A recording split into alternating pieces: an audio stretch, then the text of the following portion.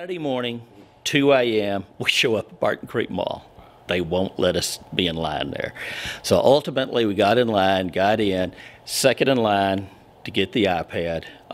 There were probably 150 folks that were in line in the pre-order group, another 100, 125 people that were waiting to purchase it that didn't have pre-orders. First time I picked it up, it's what Job says is it's magical. I mean, just holding it in your hands, it fits perfectly in there. And they do a thing about not only giving it to you, but then they want you to flip it.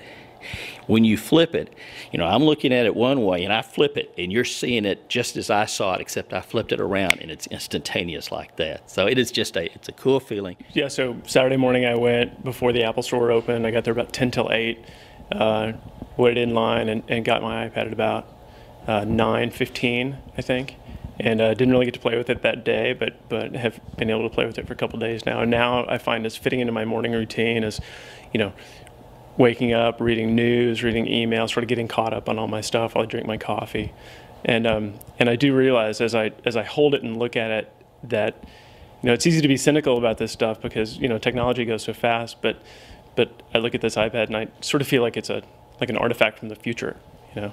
Well, it was my husband's birthday, and he really wanted one, so we both decided to go over to the Domain, and you know, we thought that we were going to be in line for maybe a couple of hours and then be able to leave, but we ended up being in line there pretty much all day. So we ended up being there for about 7 hours, and by the end of it, we decided that given how much time we spent there, we were just both going to get one at that point.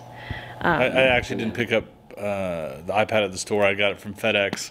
I had it delivered to my house, and I'm really liking the iPad because the graphic. I'm a graphic guy. I do web, and you know, being able to surf the web on it at such a big screen it's different than my iPhone.